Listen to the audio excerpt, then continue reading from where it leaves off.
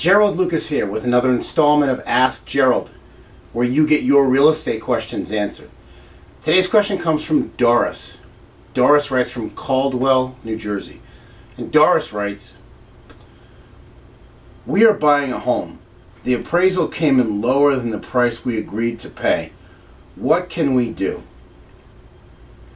Well, Doris, an appraisal contingency in a purchase contract offers protection to home buyers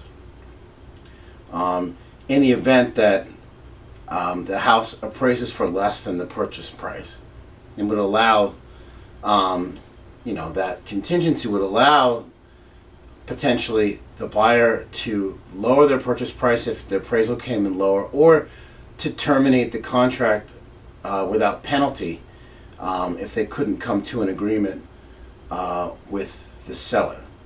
So that's why also as a buyer you want to be reluctant to waive that appraisal contingency, because you could be on the hook for covering a shortfall if the appraised value is lower than the purchase price, or you might end up losing your earnest money deposit in that situation where there was a shortfall. There's a difference between where the appraisal was lower than the purchase price. What I'm going to do is I'm going to give you three potential solutions when a house doesn't appraise. And the first is to challenge the appraisal. So as a buyer, you could order another appraisal, or can order a review of the original appraisal that was done, particularly if you found that there were factual errors in the first appraisal. You can also, if time permits, wait for another similar property, comparable property, to close at a higher price, and then request another appraisal to try to get a higher appraised value. So that's the first thing. You can challenge the appraisal. The second thing is you can try to renegotiate the price as a buyer.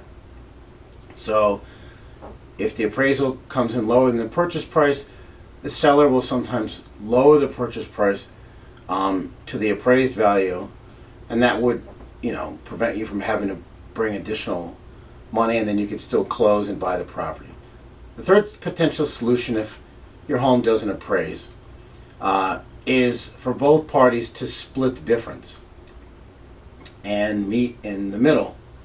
So if the home appraises for less than purchase price, you can meet in the middle and split the difference. So for example, if there was a $30,000 shortfall between the appraised value and the purchase price, the seller could agree to lower the purchase price by $15,000, and as a buyer you could agree to bring an additional $15,000 to the closing in order to close the transaction in any event.